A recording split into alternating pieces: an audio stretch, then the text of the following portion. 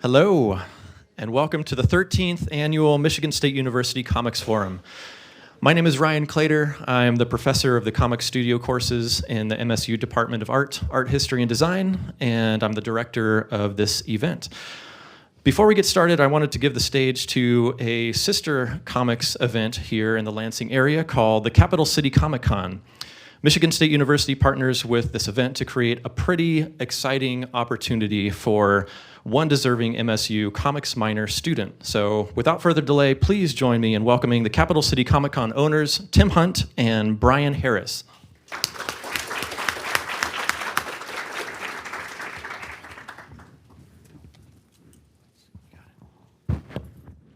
Hi, everybody. I'm Brian Harris. This is Tim Hunt. Getting too far away from my mouth. And we're Capital City Comic Con. Every year, we have our... Oops, I hit the wrong button. Sorry, we're getting oriented here. We've got too many computers. So every year, we work with the university to help one student. So to do that, we have our mission, which is the 4 C's of our company, which is comics, creators, communities, and collectibles. So to put that together and to connect with our local community and the university and where we came from. Tim's a alumni, I'm an alumni. The other people that helped start the company and worked with us originally were alumni. We're all part of the Spartan community, and so we want to make sure that we help Spartan and that we want to help the comics culture in general move forward. So our convention is creator-focused. We try to make sure that we put forth the culture of writers and artists and the developers of the comic art above everything else. Again, community-driven. We work with the Capital Area Literacy Coalition as well as a scholarship to make sure that we have connections everywhere, to make sure that we are trying to be more than just a company trying to profit off of comics. As recognition of that, we have been honored by the Greater Lansing Convention and Visitors Bureau as a champion of the community. It's a award that the Convention and Visitors Bureau gives to a select number of companies in the region who have been shown to be significant contributors to the local communities. Last year, our winner was Laura Root, who's here with us.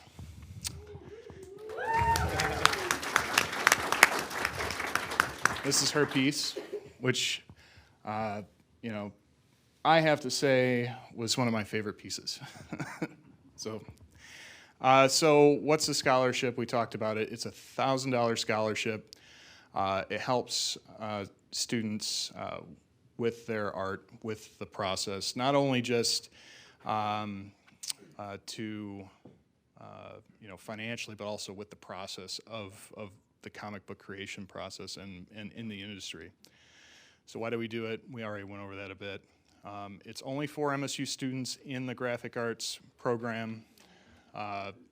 It's for students that show outstanding acumen with the art of comic books. And again, it's to help artists get to the next level, to try and help them become the next best thing. Let's see. Again, Laura's great. So a little bit about Laura. She was our 4th recipient. She's created a great comic book, which helped her win the award called Hamlet is Okay, which I really like to read, which is why I voted for her on the committee. And it's a modern adaptation of various Shakespeare's plays, and I really recommend that you guys go and check it out on her website. lemonbrowse.com. So the scholarship includes, we mentioned a couple times, it's a commission contract for $1,000. You get a commemorative certificate. Special guest status at our convention, which includes a booth to sell their art, professional highlight as a special guest, and invitation to participate in panel discussions with members of the community, attendees, and other artists in attendance. Also, we feature the winners in press releases, promotional materials, other marketing, advertisements as well. We also print copies of the art that we commission in order to, and then make those available for sale in order to help fund the scholarship in the future. To apply, the applications on our website, or we can be emailed for any eligible students. Students who are eligible, you can always talk to Ryan. Members of the MSU Comics Arts minor, is that right? Close enough, yes. And applications are submitted via email. Applications are due by April 15th, and the final winners will be notified by May 15th. And that's it. Does anybody have any questions for us while we're standing here? Yes. Is the show for this year moving to 2 days instead of just 1 day? Yes, it is. It'll be Friday, September 11th, and Saturday, September 12th. What do you got? It's going to be at the Summit Sports and Ice Arena on the west side of Lansing. So we're moving off campus this year, growing up. Any other questions? Got the 30-second rule. Usually it shakes out one. Thank you, No? Ryan. All right. Thank you, guys. Thanks.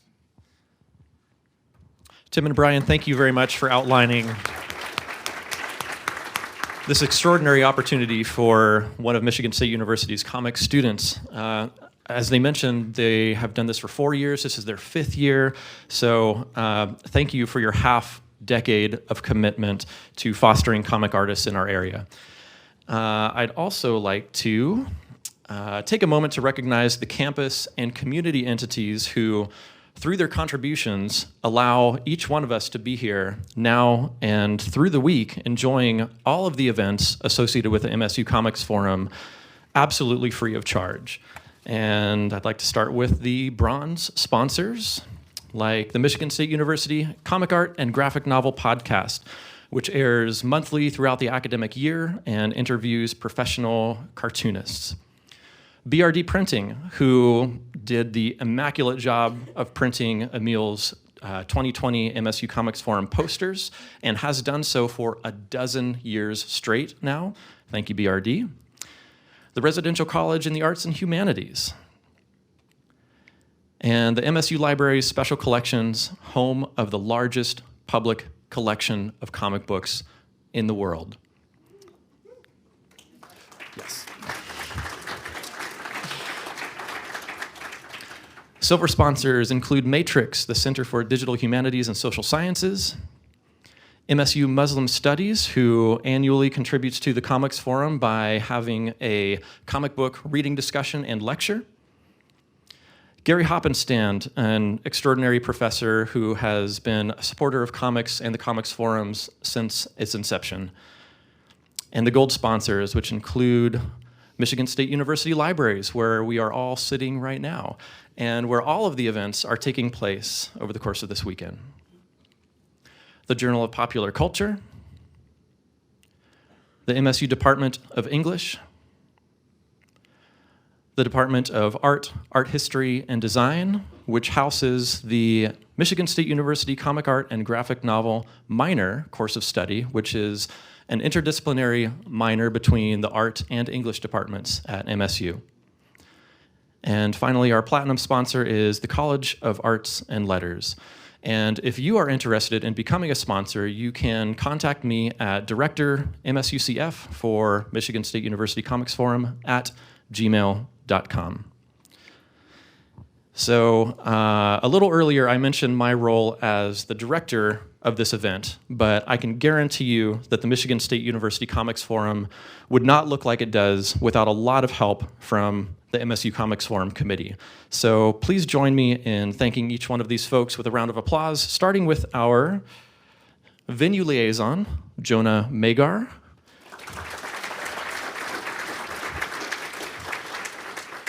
Who is busy live streaming the event right now. So Jonah, give us a big wave. Thank you, Jonah. Then James Curtis is our promotions coordinator. So if you heard about this event, yes. It's likely because of James.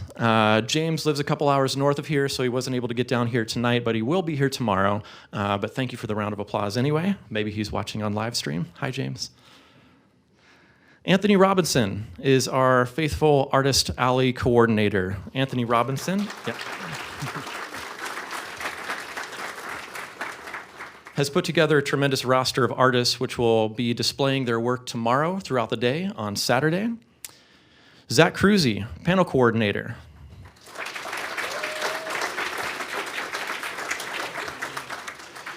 Who has made it his mission to build the academic portion of this conference. I think it's quadrupled or quintupled since Zach started, quintupled, thank you.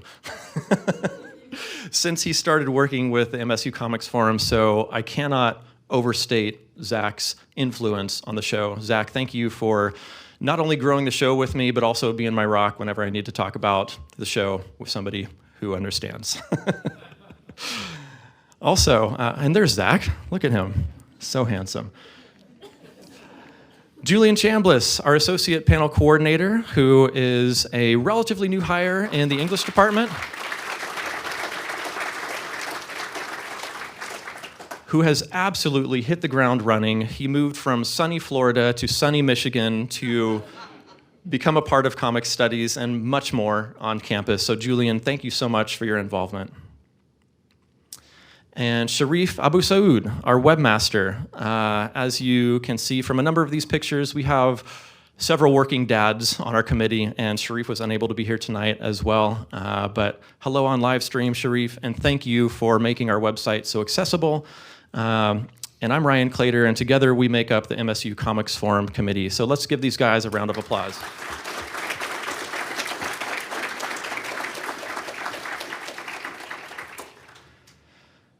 Finally, before I introduce the person that you're here to see, I also wanted to take a moment to recognize some pretty massive shoulders that we all stand on here at Michigan State University. Randy Scott, could you stand up for a moment, please?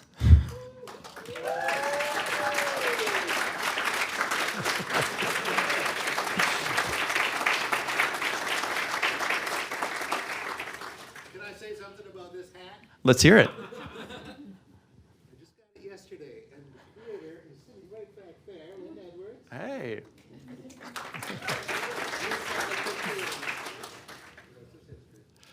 So, Randy, when I proposed the Michigan State University Comic Art and Graphic Novel Podcast graphic novel minor course of study, I'm not so sure it would have been as well received without the decades of effort and your hard work and humble nature in the MSU Special Collections as comics bibliographer. So Randy Scott, if you're not aware, is the focal point of Emil's immaculately illustrated poster design for the 2020 Comics Forum, and with good reason, as he's the person who has assembled and cataloged through decades of dedication the largest public collection of comic books in the world. So Randy Scott, thank you for blazing this trail for comic scholarship for all of us here at Michigan State University, as well as countless scholars and artists who have traveled both nationally and internationally to use this world-renowned resource that you have created. So please, if everyone wouldn't mind standing with me to thank Randy for his unparalleled accomplishment, a resource to which he still contributes to this day.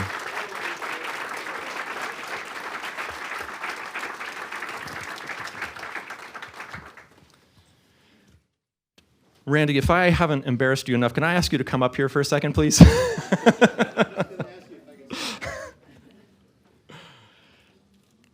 So, last year, we had a lifetime achievement ceremony for you, where you heard from a great number of voices, both young and established, friends and family, from librarians to comic scholars, artists and publishers, all talking about the tremendous contribution you've made and continue to make to the field of comic studies. At that ceremony, we also publicly revealed Emil's 2020 Comics Forum Randy Scott tribute artwork for the first time. And now I'd like to give you the first card, a limited run of commemorative gifts that we've created this year. This Randy Scott card is actually a USB card that will be given out to the artists and scholars participating in our Artist Alley and academic panel discussions taking place tomorrow throughout the day.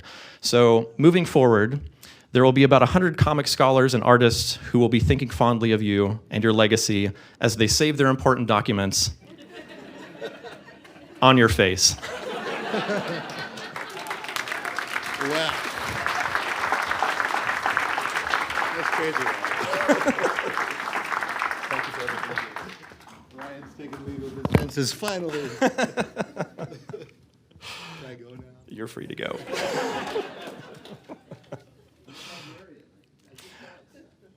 All right. Thank you for bearing with me as I mention all these important people. But now, for the most important person of the evening, we are excited to hear from our esteemed keynote speaker, Emil Ferris. Emil is an American writer, cartoonist, and designer. In 2017, she debuted her widely lauded graphic novel, My Favorite Thing Is Monsters, a coming-of-age story about a girl growing up in 1960s Chicago.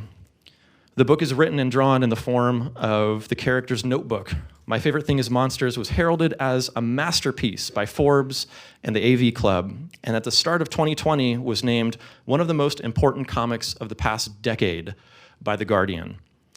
Her awards are numerous, so I'll mention only a few here, but her work has garnered the 2017 Ignatz Award for Outstanding Graphic Novel for My Favorite Thing Is Monsters, the 2018 Eisner Award for Best Writer Artist, the 2019 Grand Prize for Best Comic of the Year at Angoulême International Comics Festival, and at the risk of making this introduction any longer or further embarrassing our keynote speaker, I'll cut it short there, and I can't think of a better person to help us celebrate our lucky 13th year. So please join me in giving a warm Michigan State University welcome to, I can't believe I get to say this, Emil Ferris.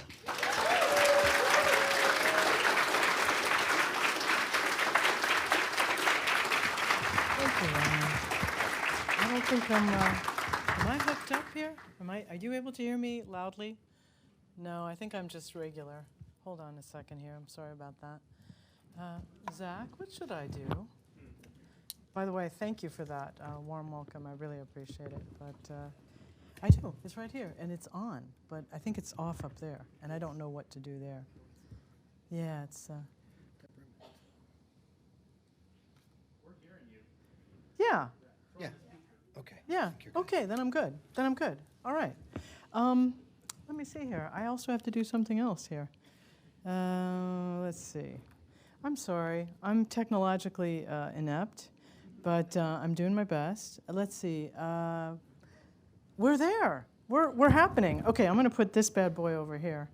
And thank you so much. You know, sometimes when I'm working on forthcoming material, I through this period, I have felt like I could feel your existence. I could feel people reading the book. Isn't that weird?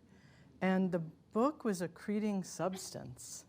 It was kind of like something from the Matrix. I mean, it was becoming more real because you entered the world of the book and you gave it the greatest gift that any writer can ask for. I'm going to get emotional, I'm sorry. You gave it your brilliant, multifaceted imaginations. And I really want to thank you for that. I didn't know when I was making it that anyone would ever read it. So this is enormous. It's such a gift. So thank you. You know, I should make a non-countryist statement, and I always forget to do that, and it's wrong. You know, the land that we're on is likely once the land, and sadly, we owe a debt to the Fox, the Sauk, the Kickapoo, the Menominee, the Miami, and the Ojibwe, and probably the Potawatomi as well. We have some in Illinois. And so I just want to say to them, I'm sorry, and thank you. Thank you that we're able to be here. And hello. There's a child here, so I can't swear. But I can't guarantee. And I also want to say another thing, a little trigger warning. I might talk about something, I might talk a little bit about sexual abuse, so you know that. And there is one slide in among all of these that is exceptional. Now, if there's anyone here that feels that they would be really offended by seeing something rather subtle but explicit in the world of nudity, is there anyone that would be deeply offended? Okay, I'm not seeing anybody. Oh, for a second I thought I did. I was going to be like, okay, all right. This is the monster talk. This is the diagram of what's going to be happening now. So you get, I get to do a pointer, which I love this. Okay, so you get, this is my guy right here, and he's kind of laboratory created. And my travels, history, and then tall tales, because, I might tell you, I might lie. I don't know. I probably won't, but if it's almost impossible for me to keep lying. I might lie a little bit and then tell you I'm lying. What some call pseudoscience, but I call magic, which I think is completely acceptable, right? Musings, amusements, and museums, all having the root word of muse, which I think is really interesting. Digressions and asides. You've probably already figured out that would be actually this largest portion of everything. Art stuff, and then stuff about monsters, which you knew anyway. And the history, little weird, quirky things, some throwaway bonus things that you didn't know about. And the naughty bits, nudie pictures and curse words, it could happen, but it probably won't. So I'm going to try really hard. And so I love these guys, and I can't credit the artist whose work this is, although I wish I could. Uh-oh, well, hello. But they do that to you. They make the lights go out, don't they? I mean, and in a good way, because Whitney and I were talking about monsters and how it's in that darkness that you find so much. And that was, so it was in this darkness that I found a 6-year-old child, 5 actually. I started watching creature features, and I fell in love with this woman right here, first of all. And I will tell you why. And of course, I then fell in love with this gentleman. And, of course, there were many, and I will tell you.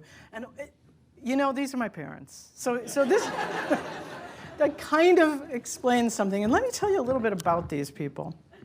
My mother is an amazing painter. She is just the most exceptional figurative painter of surrealism, a surrealistic kind of work, and very, very. My mother exhibited to me the Alice Neal saying that for a woman to stay making art, she must have the will of the devil. And I don't mean that in a negative way, but she had this tenacity that to this day, as old as she is, she paints every day. And this is what my parents taught me, is to work and to work and to work. This gentleman, though, was a joker. And my father, he was a city boy. Now, my mother, of course, she was from rural Las Vegas, not the nice one, Las Vegas, New Mexico. She was from a ranch. It's not that ranch. This is a lie. That is just something I pulled off the internet. That's so rude. But it looked something like this. Of course, there were orchards and, cows and things. But, the town itself of Las Vegas, New Mexico is rather depressed. And her father was a small town lawyer. And she said, I want to go to art school, which nobody did.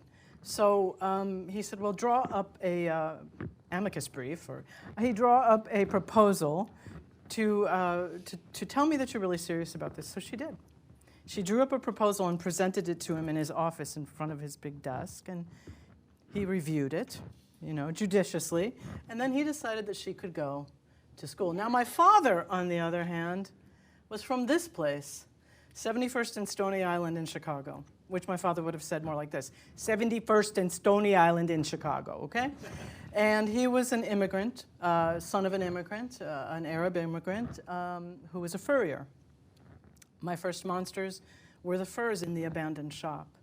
And I would, as a very small infant, because I lived above the shop on 71st and Stony Island, I would go down with my parents, and I had touched these beautiful, beautiful dead things that hung in the darkness. And I have a sense about that being something that I loved. Well, my father should have been in the mob. He was sort of on his way into the mafia. And it was art that saved him. What happened is that, I don't know if you know what 8-pagers are. Okay, you do. I saw some hands, so, oh yeah, Randy's like, now that's what I need to see. I gotta tell you honestly.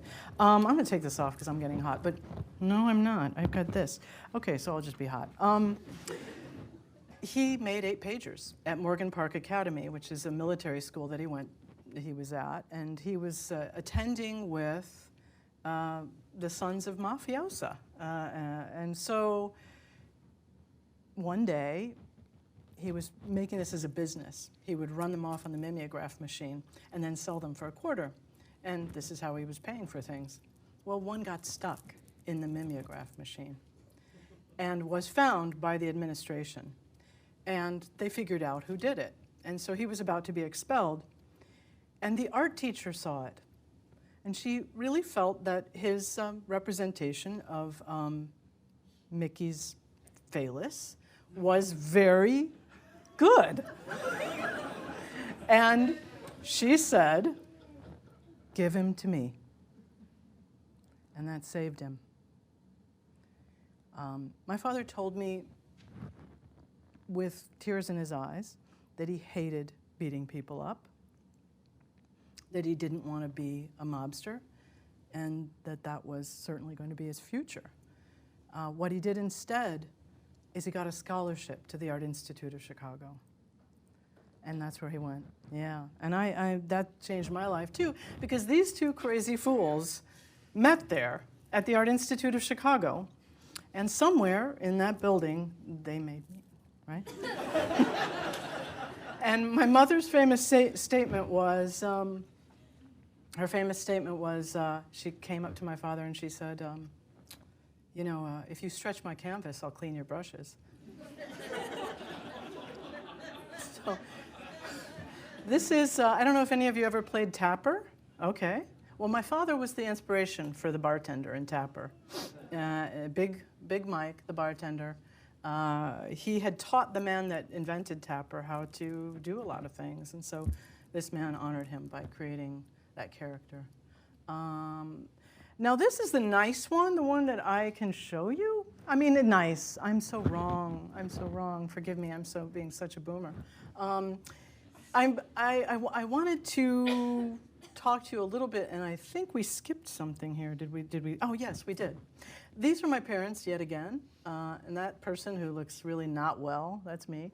So you saw the eye and the eye. I combined them to create what, unfortunately, we're calling a Venn diagram now, which is so wrong. It is actually the vesica piscis, okay? And that's what this symbol is. And it's a very ancient symbol, and it's really important. So I'm supposed to check with you and look around for children, but the child is playing. So we're just gonna go to that one, okay? This is the vesica piscis. Now, what happens with the vesica piscis? Out of the vesica piscis comes every single shape that you can imagine. This is how everything is created, from right in there. And this is the flower of life. This is the pattern that is actually in our DNA. So when you combine multiples of these, you get this, and this is our DNA. So you begin to see that we are living in a unified world. It is very cohesive. Now, forever we've had Madonnas, but hello. this is, what is a Madonna? It's a yoni, essentially. And here is a particular saint, can't remember which one, having an interaction with this, So there we are. And why am I telling you about that? Well, I'm not going to spend a lot of time, but I am going to say that here's the Vesica Piscis being co-opted by all of our, and this is a great book, A Beginner's Guide to Constructing the Universe, which I would recommend to you. So here in Angoulême, here is Jesus coming out of the Vesica Piscis. Because the Vesica Piscis is a way of talking about transitioning from one world to another, okay? It's a way of saying, essentially, I'm leaving this world and going into another, or I'm coming from this world. So here is a flower being essentially laid out within the Vesica Piscis. And here's a fly. Our whole world is affected by this one thing. The Greeks did not actually have 1 and 2. 1 and 2 were not even considered numbers. 3 was the actual number. 1 and 2 were considered mother and father. Isn't that interesting? So, here we go. And this I did for forthcoming material before I even really knew that, in fact, we have the Vatican. This is in the Vatican, and this Pope gentleman here positions our presidents in front of this painting. But it's a very interesting thing, because if you know what this is, then you know that this is death. So this is death, and you see this means that everything above this is life, and all that is below this is death, because this is essentially the anus, when you know what that is. And so then you look at these pictures, and they make a different picture for you. Here's the flower of life, right? And this is a picture I took going into the Louvre when I recently had a residency there. And this is, if you turned this into a 3D thing, it would be this. So you're walking through the flower of life to enter the Louvre, or a lot of churches too. And let me see if I can, isn't that interesting? So there it is. This is the above, this is the below. So as above, so below. And that's our beautiful Notre Dame, unfortunately. This man is Nassim Haramein, who is a physicist, Swiss physicist. And this is, believe it or not, this is water, which has had light vibrationally pass through it. Isn't that remarkable? And it is all of it related to the Vesica Piscis in shapes that you'd find there. So Nikola Tesla was correct when he said our entire biological system, the brain and the earth itself, work on the same frequencies. Isn't that amazing? He and Einstein both said, essentially, that when the human spirit was researched, the greatest advances would be made in science. So we're coming to that time. A lot of people are not so sure about that. So here's Nassim Haramein's a representation of his unified field theory, that all of these things are related. I'll move through it because, and then if you do not like your current reality, then you must change both your thinking and your emotional misperceptions to change your vibration. Vibration is a vital key to changing your destiny. When I tell you about myself, I'm going to be telling you about vibration. The final key is that unlocks doorways to a greater life. The power to change your own destiny is in your hands and no one else's. I really believe that. So these are, Dr. Masaru Emoto did these experiments with water, where he took water and it was prayed over by Tibetan priests. And so you see the water was then frozen and crystallized. These are the words that were said over the water. This is what, and I kind of like that one. I mean, it's a monster, but it is a polluted specimen. So let me see here. That's him, and that's more polluted water, and then that's the same water after it's been prayed over. Okay. There we are. The ancient Egyptians really understood this magic. And why am I talking to you about this magic, right? Why am I doing that? What are we talking about? We're talking about words and images, because that symbolism is what is so important. These people here, the Egyptians, understood that words and pictures were magic. Why? Why are they magic? Because you're engaging with both hemispheres of the brain. That's why it's so powerful. That's why it's the future. Okay? And I almost said F you, Mrs. Connor, because, of so many people that have told me that couldn't be. The combination of text and image is ancient magic. It really is. This is the magic we're doing. Okay, so this is some more stuff about, and I'm kind of moving through, but this is more about the sense of the triangle. The triangle, which you can build a beautiful one if you have a vesica piscis, and you need one to build it. The triangle is something really important in my work. Really early in the book, I talk about triangulation. You probably read that. And triangulation is not going to stop being important in the forthcoming material. So there's our friend, my friends. So I drew a little diagram, just a sneak peek, a little diagram of what I'm doing. So I very intentionally triangulate almost all the time, and you can find those triangulations. And my theory of triangulation, Dees puts it forward early in the book. He says that the vulnerable party, she is the vulnerable party, is going to be at a pivot point in this triangulation. This is the entity in this diagram, in the story, who Herr Schutz, who has power. So depending on what he does here with this point, it's going to affect her. And then of course we have this direct line right there. And here's the other thing. Hidden pictures are really important in my book. You probably have found a lot of them. But here's one right here. It's a devil. And it's mirroring his face. It's in the wood. You have to pass, your eyes do take in all of these things, and they pass through this, and you don't necessarily know that you've seen it. It's important that you don't necessarily know that you've seen it. That's so wrong, isn't it? I'm such a bad person when I think about it. And then there's another one right up here that has sort of a little Hitler mustache and kind of is almost a clown, but is also not, is rather menacing. So that's throughout the book. Now you have to go back and look, right? And then in forthcoming material, you'll see Mama. And she's once again standing in front of the vesica piscis. And not quite sure she wants to go yet. Sorry, I spoiled the book for you if you haven't read it yet. So then here they are, my parents, and what they don't know about that person is that her feet aren't going to grow at all until she's almost 3 years old. And because of that, she's not going to be able to walk. And she didn't. She didn't walk until she was nearly 3. Well, what did that do? That's kind of tragic, right? I mean, this is going to be like the story of how I fell in a million holes.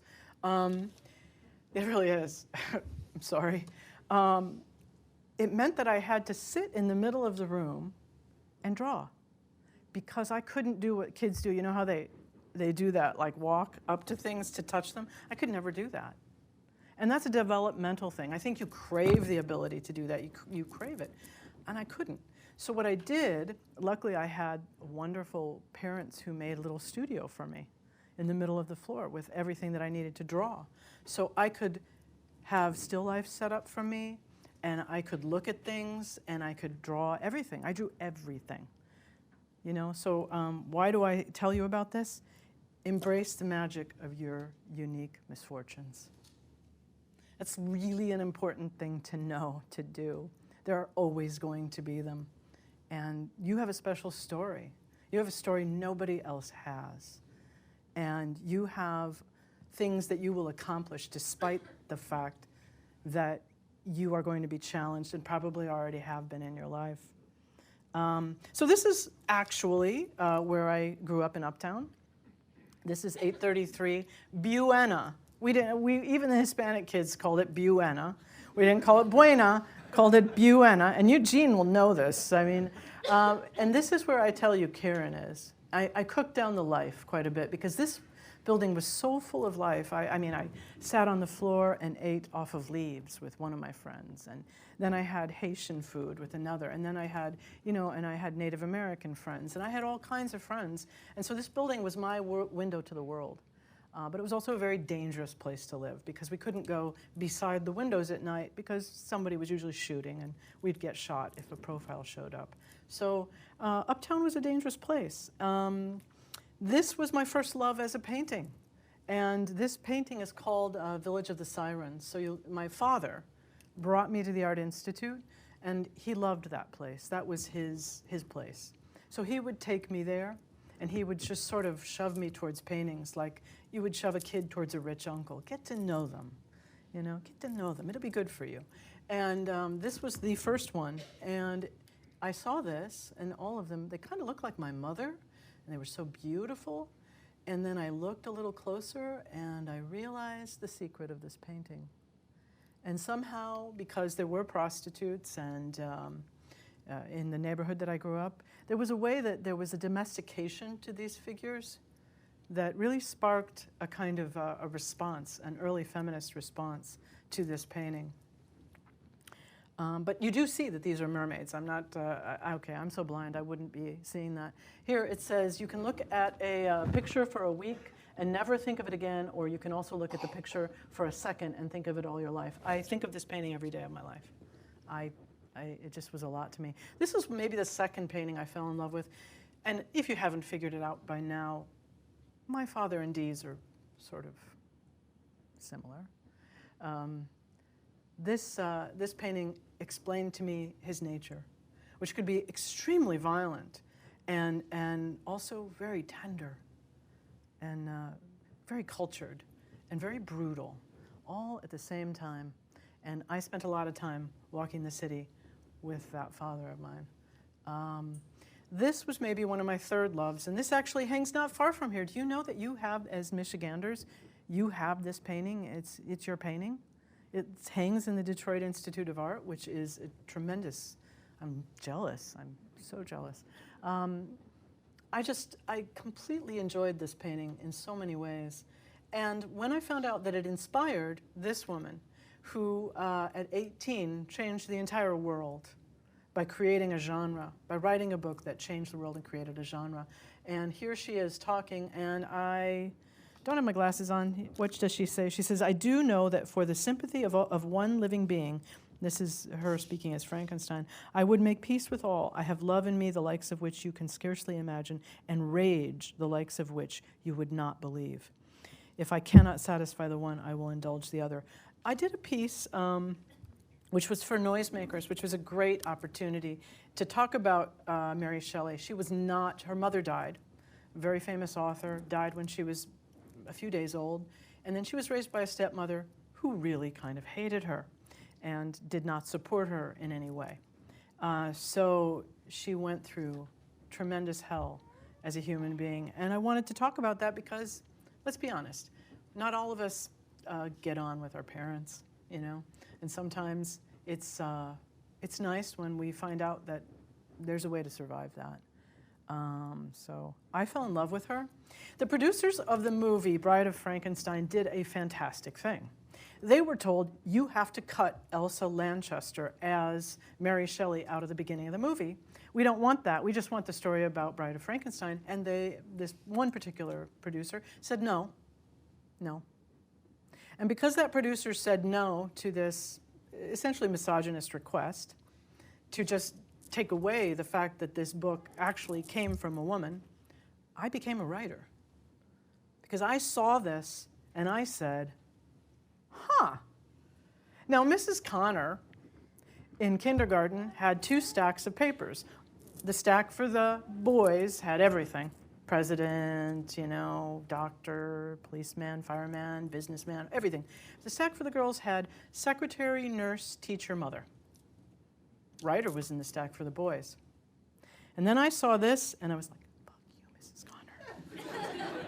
I can be a writer, and I can be a monster. And it seemed to me there was not a whole lot of difference, and I understood. And then it was so sexy. Being a monster is just like, and we talked about this, didn't we? It is the sexiest thing in the world. Monsters are sexy. This was my early sex education. Yeah, now I love this line above her head, don't you? She gives you that weird feeling. Well, can I tell you she gave me that weird feeling?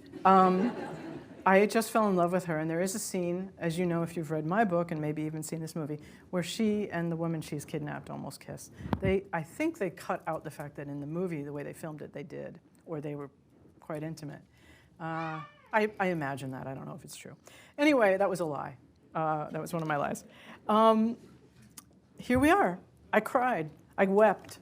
I was unconsolable when he was killed. I'm sorry I'm spoiling that for you in case you have never seen it. He is killed at the end, and I wept copiously because I was, what is your werewolf name? I don't I enjoy these so much. Do you do these when they come up? They're just very enjoyable. I don't know. And there you are. That's me. Now, when I was 10 years old, my scoliosis, what the cause of my feet never growing, I needed surgery because I was told when I was 8 that my spine was going to run into my heart by the time I was 30, and I wouldn't make it past 30, which, considering that I'd read about Shelley and all of them, I was like, well, that's so perfect. I mean, none of the greats make it past 30, I guess I die. But then they came up with an operation, and the operation fused a steel rod to my spine. And this is me after I came out of the body cast. And that's me now inside. That's who I was, that I couldn't ever really show anybody. And like all young girls, there were lots of bodice rippers out there, and you probably saw them. I also loved bodice rippers. And there's one of mine. And I was very, very into the world of weird and eerie and creepy. That was my world. I spent a lot of time with these magazines teaching me. And the commonalities of monsters and artists: often work, hunt alone, are often feared by conformists and other villager types, often disappoint friends and family. You know this. Can challenge gender roles, extreme self-doubt, sometimes wear cool clothes. Can lack business sense. Yeah. Instincts play a key role, historically have had tragic endings. Fully committed to pursuits, passion, can upset the social order without even trying. Resentment of social norms, ability to look into the darkness and see things. Ferocity, hunger to manifest the unknown. And that's me at about the age of 14, cross-dressing because I just loved it, and I had just found out the word lesbian, and it was quite a shock. I say to my daughter and people of the younger generation, you don't know what darkness we stupid boomers lived in, so please lay off of us, okay? Please, I'm begging you, just understand that we were raised in total darkness. It's like we're people who are out blinking in the light, and you can't expect us to adjust that quickly. We're not that fast. I am constantly begging my daughter to forgive me for the stupid things I say and do. But hey, I'm not alone, and this is Toulouse-Lautrec. I attended an exhibit of his, and he is fabulous. And it was in Paris. And our Art Institute, 4 of the best paintings at that exhibit came from the Art Institute of Chicago. And I really felt like going up to the French, although they wouldn't have understood me, and saying, do you realize where this painting comes from? It's our painting, and that would have been obnoxious, but I really was proud. And then blackness. Well, I like to talk about this because it's just straight up honest. From about the age of 16 till about the time my daughter was born, I suffered incredible clinical depression, addiction, and was hospitalized, had many difficulties. And I say that to you right now because I want to speak right to the place where you might be with that. And that is, don't give up. It could get a lot better. Don't give up. Even if it's hard. Even if it's so hard and you can't imagine anything better. Hold on. Things get better. So they did. I had this wonderful person who looks like one of those creatures in the Angoulême thing. She is actually beautiful, but at this moment she was like jaundiced and not okay. But see, I told you, she got prettier and more normal. And one day, when she was 6 years old, a girlfriend threw a party for me. And my daughter, who is kind of prescient, said, "Don't go. Don't go." She was really serious. She was just a little 6-year-old, so I was like, psh. I should have listened. I didn't. I was bitten at that party by a mosquito. And 3 weeks later, I woke up in the hospital with a very nice physical therapist kneeling by my bed saying, "You know, we have been coming in and we have been pricking your feet with needles."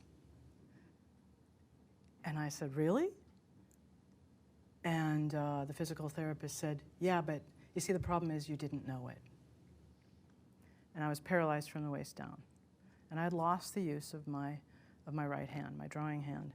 So while I was there, of course, I got visited by the angel of death, which was an enormous disappointment. To this day is one of the biggest disappointments of my life, because I was expecting lycra and feathers and like silk and maybe even like black rhinestones or something. Instead, it was just like a filing cabinet from the 1940s. And its entire poetic discourse with me was, "Are you in or out? We need to know for our records." That really was all it said. It was not very romantic, and I was really looking for romance. I think I'll just put that down like that, or I'll put it up here, and then the little thing that's attached won't go away. No, it's okay. It'll be all right. So thank you, though. Later, it felt bad. I was sick for a long time, and these wonderful people. Oh no! Hello, I did the wrong thing. Oh yeah, now you know stuff is coming.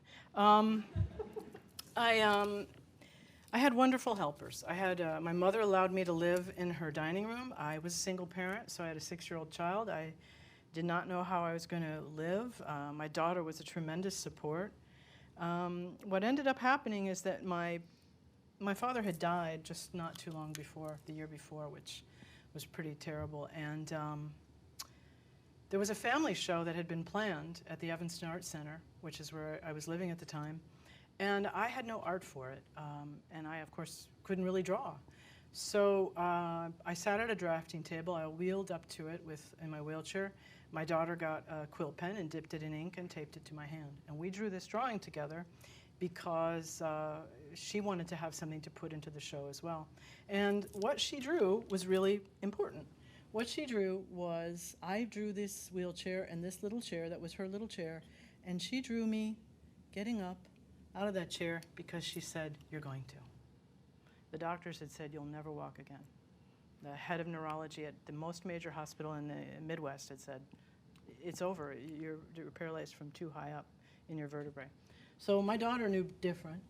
And I wheeled down to the Art Institute, and I ended up getting a degree there and studying writing. And I thought I was going to be an animator, but I'm too impatient.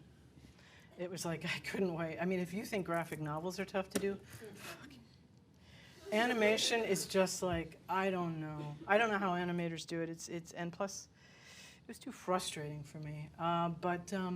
Wait a minute, did I pass something for you? Yeah, I want to tell you how I stole. Hi, child. I just did whatever it took to stay alive. A lot of it was stealing, frankly. I was working on the book. When I graduated, I was very lucky.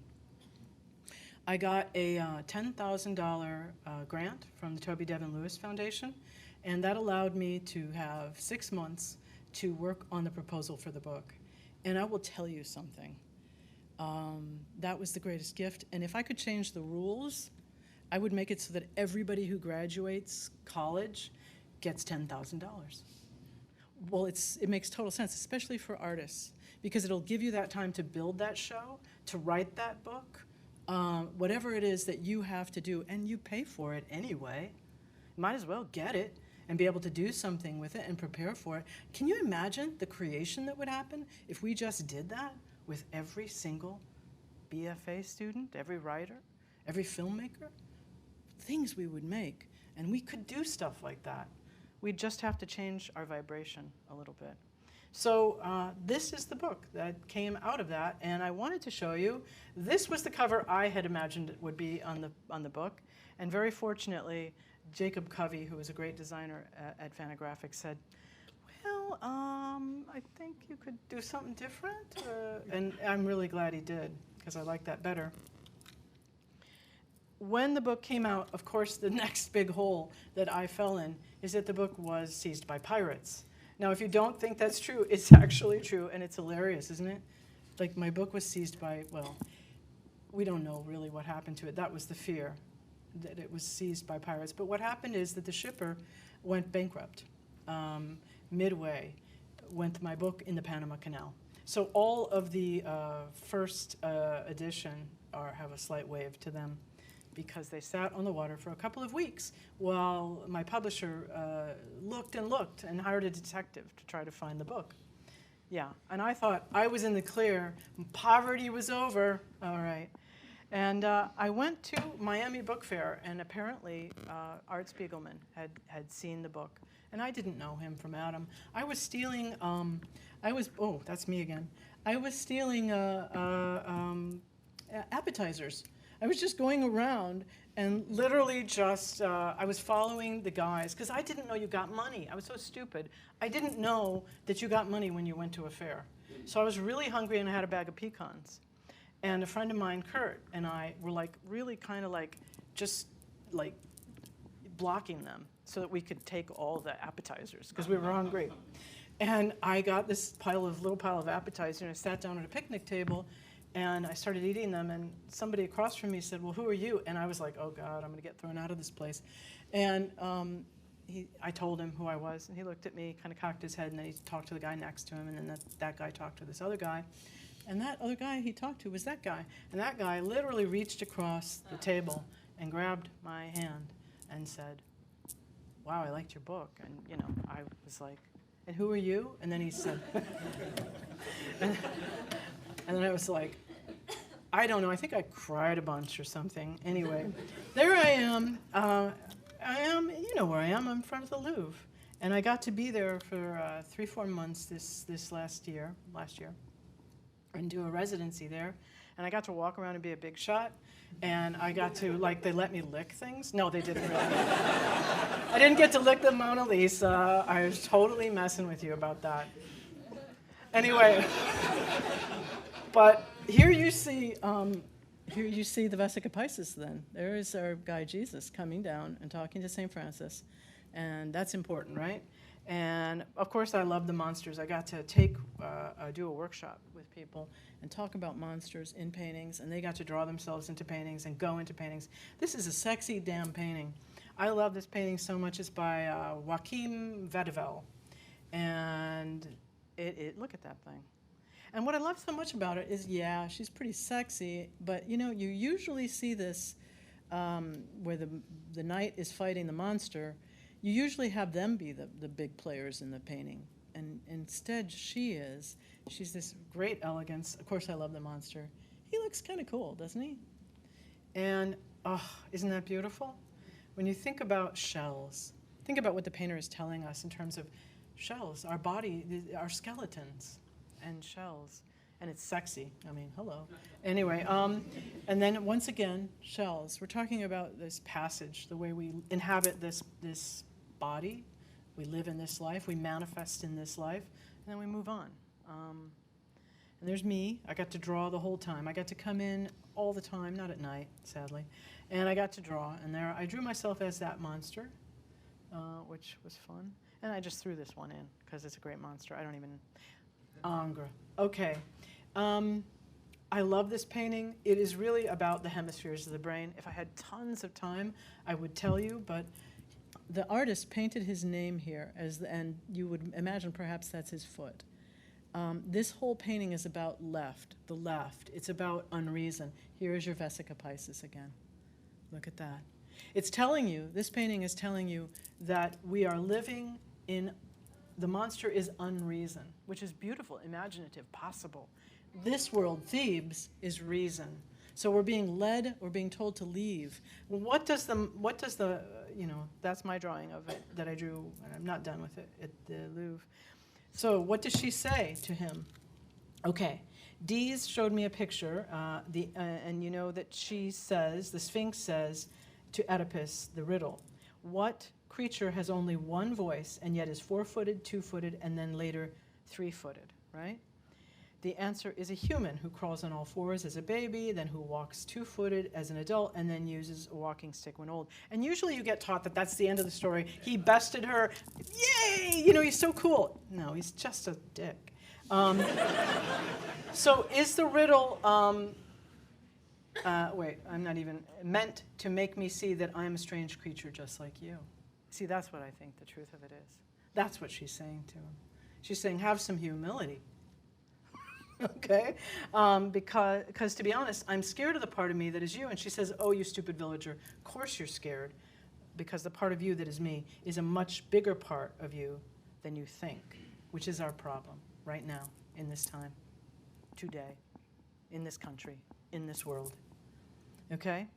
That's why you poor weak mortals have to tell stories about outwitting and killing us monsters over and over again in all your myths. I hope that it ended up like this. Okay? That's what I hope. But now, have you ever seen this movie? Fabulous movie. Now, this is an interesting movie, made in 1945, right?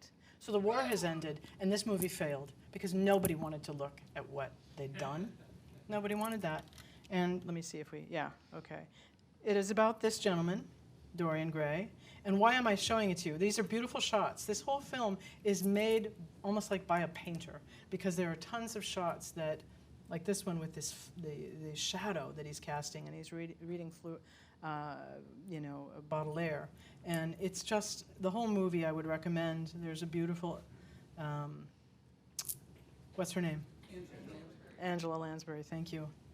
And this painting, the painting that is in the movie, hangs at the Art Institute of Chicago. And it is one of my loves, one of my early loves. A little aside, Ivan Albright's paintings, you know how if you know his work, you know how very dense they are with little brush strokes. My mother, as a student at the Art Institute, would say that he would come in with his palette and set it up in front of one of his paintings and go, it's not quite done, and just start painting on his painting, which I think is kind of great.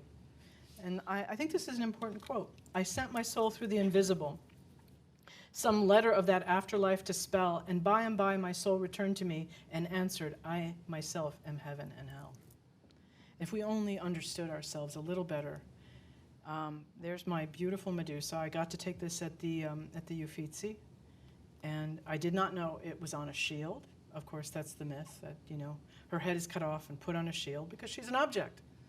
And I think about her, when I was a child and I heard this myth, what I thought is, she's this creature, she's all alone, and somebody comes to visit her, and she gets to watch them slowly turn to stone.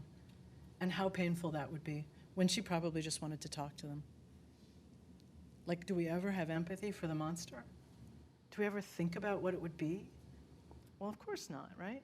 So this is an original drawing.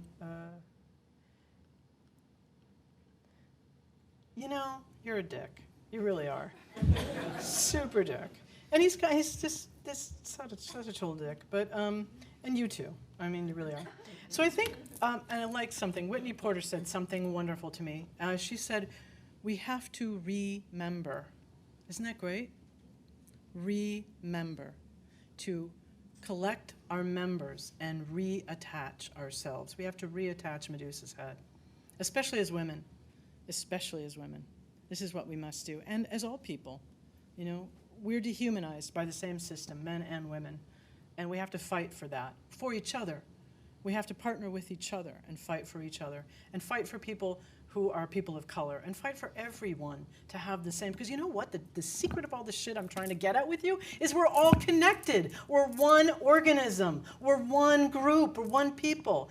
When they do the studies, they find out that we know when people are watching us. You know? We you know, that feeling of being looked at, that we actually do know. We are connected.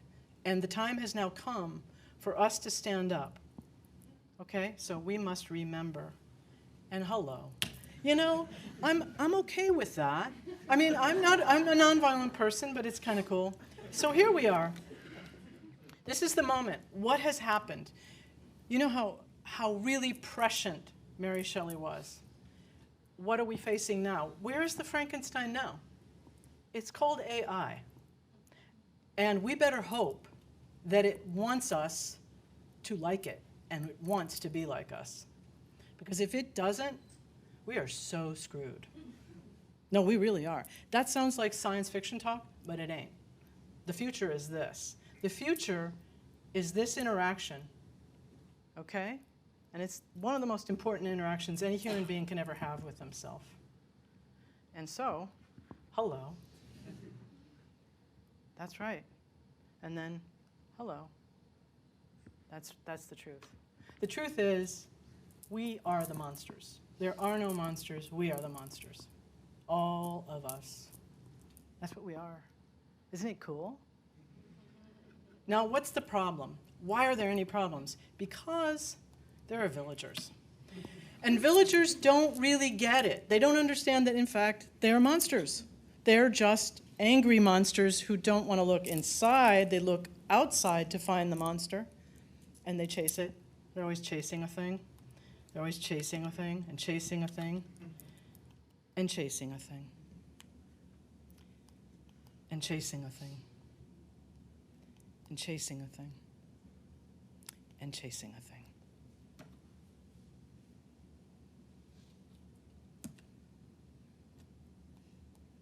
Remember that.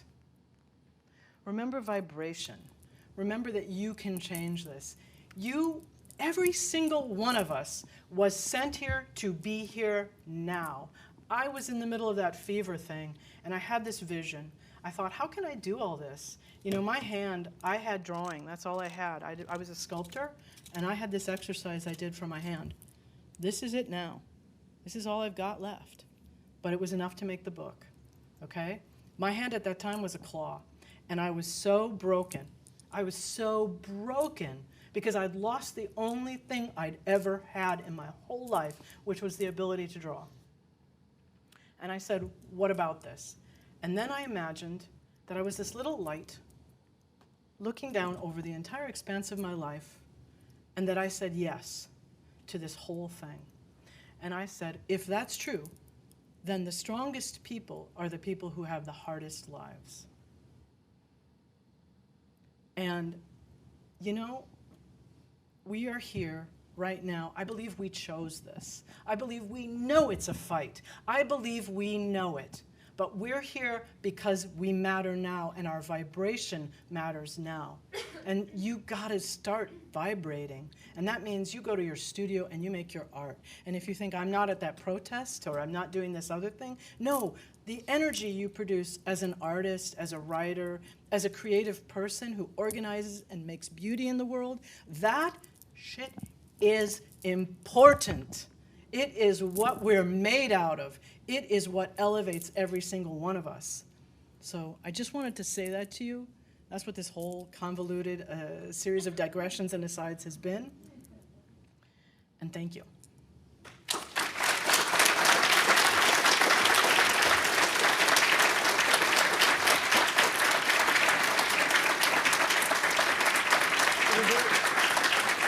What are we on time?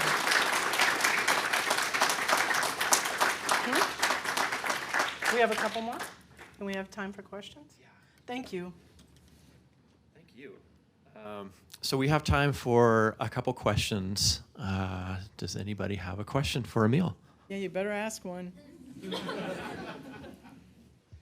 What are some of your favorite contemporary monsters or like monster love stories? Like, did you get to see Shape of Water and things like that? And I loved that. I really did. A friend of mine bashed it really badly, and I was like, yeah, I get why you don't like it.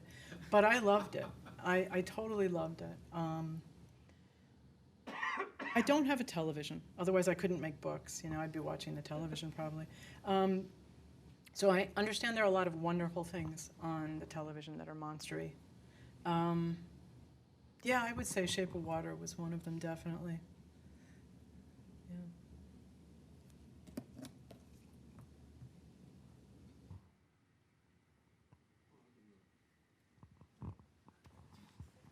Yeah. Well, first of all, I want to say thank you for sharing that story. Like, just sharing all of these stories. Like, it's been really inspiring. As far as my question, what changes did you notice from before, like, you lost function in your hand versus after? Like, did you notice any change in your art? Any change in how you? Because for me personally, like, I kind of like I recognize myself through like what my hands can do. So like, were you still able to see yourself as clearly as you were able to see yourself before? That's a great question. It's a good one, and I think the reason I did the book the way I did is because I knew it would take a lot of small marks to create form, and I didn't have the same kind of I could make those small marks, but making larger marks was harder. And so I just tried to suit what I was able to do to what I could create, you know. And did it change how I saw myself? I think I still saw myself the same way, but you're right. There is something that happens to you where you realize that, you know, I used to do very fine pencil drawings, and I realized I couldn't do them anymore. And that was hard. And yeah, in a way, maybe that made me observe myself differently. I'd have to think about it, but it's great. It's a great thought. I don't know. Jonah? Got a question from the internet. Someone is asking, what are the kinda cool. tools you use? What did you start off using, and then what do you use now when you create, please? Well, for this book, I used big pens and flare pens almost exclusively. I use all kinds of things. Nobody's seen my ink drawings or any of that, and I will do those at some point. I'll bring all that out. Is that enough of an answer? I hope so. I can't speak for them beyond that question. Oh, I have to. So this is kind of a follow-up. Has Bic finally given you those brown pens, or do you still have to buy the giant packages? to get the Wow, brown you pen? know my secret. I have to go to the store and spend so much money buying all these pens to get that one brown one. And also they have other colors that there's only one of in orange. They're such, I don't know. Anyway, I love them. I really love them, actually. I do. They made a pen for me in France that has Anka's face on it. Yeah, but it was a limited edition thing. So, but that was really nice. Yeah, I would love them to make me the sponsor of Bic, and I would be on a cardboard thing holding my pens. Yeah, that would be so cool to walk around. And then they could send me hundreds and hundreds of pens, and I would be so happy. I mean, I would naked in a bath. I would. I love pens that much. I would be with pens in a thing. You know. Hey, Emil. Hi. I know you. I know you. This is Nick Suzanis, who That's- you are also going to be talking to. Yay! Woo! Oh, Nick! Woo! This is why I shouldn't ask a question. I just have a funny question. Do you know Frank Santoro's his diagramming of comics pages? There's probably some scholars that do. No, I'll send them to you, but they're concentric. They're Venn diagram circles that then get the most activity around a comic. Does anybody seen them? Am I alone in this? There's a handful of you. I'm not sure I believe it, but I share it with my students each year, and you'll appreciate it. That's all. Okay, I'm looking forward to it. All right. I like diagrams. You do. They're I see. usually wrong. Yeah, I like Frank a lot, so I'm not going to say any more, but I think you'll get a kick out of it. Okay, I'm looking forward to it. Hi. Hi, way in the back. I just wanted to know what kind of comics you're reading now and what comics you're thinking about. Wow, you're going to get me to confess the truth. When I'm working, I almost don't read anything except research stuff. I don't read any comics because I'll just tell you that self-doubt thing. I'll just be like, this is the best comic. Why am I even trying? I have to talk to this person. They're so great. And then I'll have self-doubt. And also, yeah, I can't do it. So I have a big pile of comics that people have given me, and I'll be reading them. I'll be staying somewhere nice someday, maybe Spain, and I'll just have comics with me as my friend, and we'll be together eating paella, and it'll be great. I'll be reading in cafes or something. I don't know. That's a dream. Sorry, I can't. I love a lot of things I see out there. I love to read Linda Berry's new book, you know. I hear it's very good. There's so many things I'd love to read. Berlin, Jason Lute's book, I'd love to read that. I haven't yet. So this was going to be a really boring yes or no question, but I'm going to try to make it less boring. I guess, how did you come to decide to do the book as sort of in the form of a notebook? Was that something you always intended to do, or was it something that you sort of came to as you're working and thinking, That's like, a great oh, this makes question. sense? I can only tell you this much, and without outing anybody. Somebody, oh, do I do this? I don't know. Through a series of unfortunate events, all the notebooks I ever worked on as a kid went away. They just were gone. And I had one left that I found recently, and I almost scanned some of the drawings in it for you guys. Then I forgot, so I'm sorry. Next time. And so it was that loss that really, I mourned the loss of that, and so I recreated them in a way with this book. You know, it's not exact, of course. It's a story that's changed. I like to say these things never happened, but the story is true. You know, so it's the heart of the story is very true. And the notebooks are back.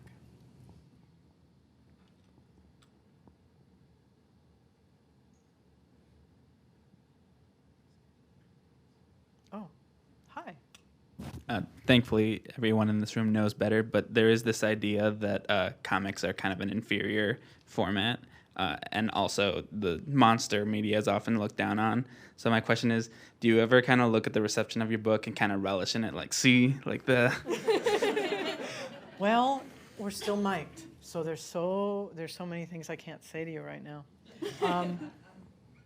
Suffice it to say that there have been people who were really discouraging to me, and they were in important places, and not relatives, but I have seen their faces when they look at me, and it's kind of like confusion, anger, kind of a remorse. There's a certain amount of remorse there. And I take no pleasure in that whatsoever. That's a total lie. I totally take pleasure in that. And it's kind of funny. But you know, it's like every good thing in the whole world. Comics. I was told, you know, nobody's going to take you seriously because this is not serious work. Well, I thought it was, you know. So. You know, we go through this with the way that people of color have been received, the way women have been received, the way that people are underestimated as having power, or a medium, which is really, I mean, I guess, is comics a medium? I think it's just writing and just drawing. I mean, I think it's already writing. It's art. It's both. It's more.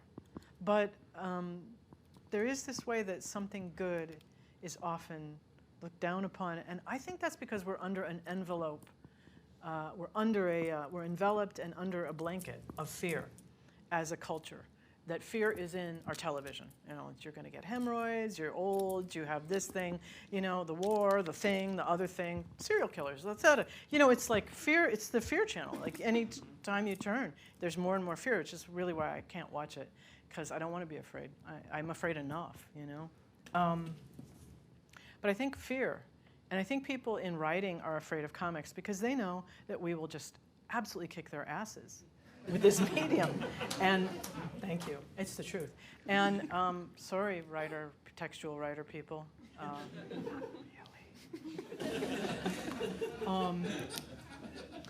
So anyway, I think that's, yeah. Oh, sorry. Hi, quick question over here. Sorry. Hi. First of all, hi from another person that grew up in Uptown. I grew up on the intersection of Carmen and Marine Drive in one of those Of course. co-ops, like by Foster Beach. So Of course, I Yeah. know where you were. yeah, Sure. So hi. But also, a lot of what you said towards the end of your talk with monsters and AI reminded me a lot of Donna Haraway's Cyborg Manifesto. And I was curious if you've read it. I think it might be super interesting. Donna Haraway's Cyborg Manifesto. Board manifesto. Cyborg Manifesto. Cyborg. Cyborg. I thought you said sideboard. Sideboard. And at first I thought you said sidewalk. I'm so deaf. And deafness is so cool because you hear things that didn't happen and then you make up stories based on the stuff you heard, which is what I do a lot of the time. Cyborg. I love that manifesto. Yeah, I think it might be, it goes along with, especially your maybe thoughts on like queerness and like us as monsters. But instead of explicitly monsters, it's specifically seeing cyborgs as like revolutionary. I know. Yeah. I know. I love them anyway, whether they love me or not. I love them. Yeah, cyborgs. Very cool. Okay, I will look that up. Thank you. I see a hand.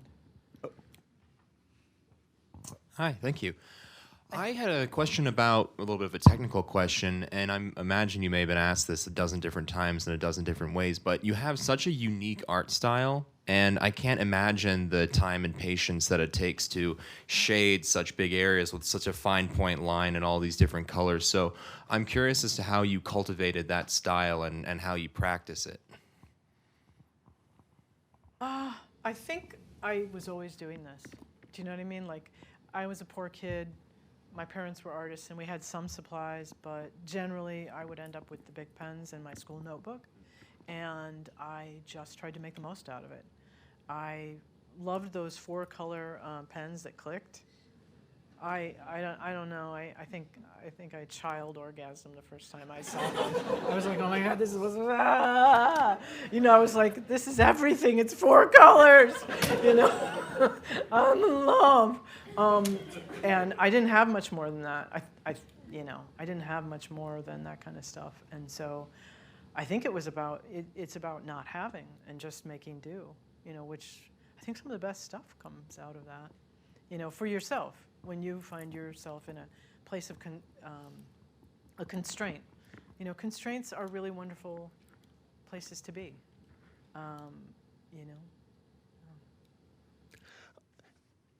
I love the fact that this book, apart from everything else, is like a love letter to art, just in general, but all art, high art, quote unquote high art, and then the low art with the Monster magazine covers. But when you're reproducing the paintings from the Art Institute and things like that, do you get a different feeling when you're reproducing something that you've seen versus something that is coming from inside you? This is Jean Cannonberg, who is an artist and writer as well, and lives in the same city that I live in, yes. Amazing. I love your work. And you asked me, do I get a different feeling when I'm doing it? A different feeling from the horror covers and the paintings? Or just between doing the paintings and then kind of doing the narrative portions of the book? Your own, like, what comes from your own head versus what you're when you're observing. Taking through, right. Yeah, the process of observation. My father was really strict about art. He was like, observe. Did you look? You would get in trouble. We would get in trouble for not properly observing, or knowing who an artist was. That kind of thing. I think what you learn.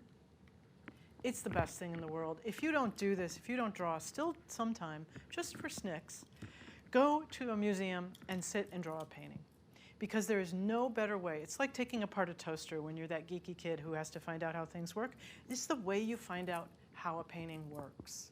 And a painting is just like anything. It has a system and a mechanism, and it has inner workings.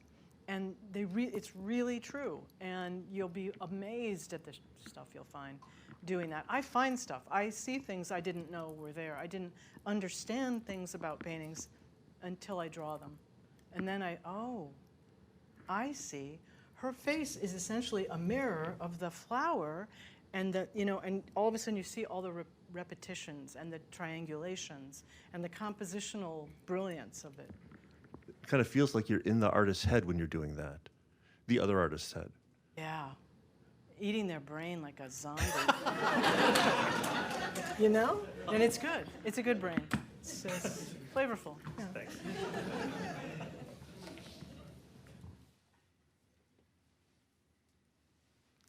I have another one from the internet, if that's okay. Wow. Was your drawing and love of art appreciated while you were a child in school? Did teachers appreciate your love of drawing? Well, I was that kid who could not play, who could not skip, who could not run, who could not do all these things. So I told stories. That's what I did. I told ghost and horror stories at the schoolyard gates so that I could have friends who would stay by me. And I did it to you. I did it to you. I made a cliffhanger ending so that you would stay with me. And you did. And I shouldn't have told you I did that, but I did it. Unhappy child. So I would draw on all of my assignments. I would try to do a report about human sacrifice if I could, and I would draw the actual human sacrifice. I remember doing this, and I remember the puzzled look of my teachers, but I also remember occasionally my reports would go missing. And didn't know who took them, whether it was the teacher or another kid. My art projects were stolen by other kids sometimes, which I told my mother, I'm really upset. And she said, no, theft is the highest form of compliment. Okay. Still yet one more, if that's okay. From the internet? Yep. That's so cool. People watch live streaming? I was like, I can't believe this. Like, it's not napkin folding. You know how like there's those YouTube videos that have 2 views? I mean, and I was like, it might be that video with the 2 views. But no, that's good. So the question is, are you competitive? What other creators do you benchmark yourself by or find that you would aspire to compare yourself with to be? I was really competitive probably before I had a brain injury. And that's an interesting thing that I think I got a little more psychic and I lost my competition because I think I saw from so far above the earth in a way that I realized what the truth was. And that was that I'm here to tell a story and I'm giving a gift and you can only do your own work. That's the only work you can do. And so I say that to people about their feelings about me. Just you do your own work, and that's all you were sent here to do. And that's what your mission is. So I don't worry about what anybody else is doing. Oh, there are times when I look, I'll tell you the truth. I just found out how much a friend's book auctioned for, and I was like, bitch, are you kidding me? I was like, the money, I was like, and she deserves it. Her book is fantastic. It's going to be fantastic. Now that I've told you that, I feel funny about telling you what the book is. I'd promote it, but now I told you she got a lot for it. It's not really anybody's business. But it is so great when people succeed. And I want us all to, you know? I want everybody to realize themselves completely. So, yeah. Internet says thank you. Oh, AI. It's a person, I think. Okay. Are there any more IRL questions or internet questions? I think we're done. All It's right. looking good. Let's give her a hand, everybody.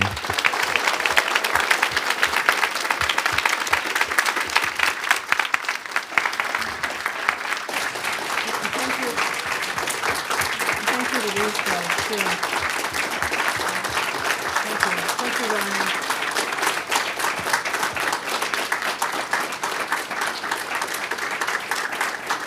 Thank you.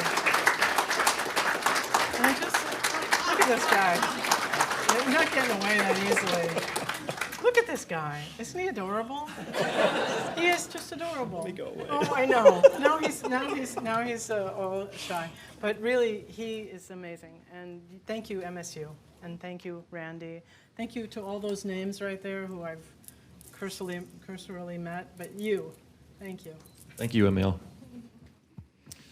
We're going to go get something to eat. So thank you, everybody, for coming.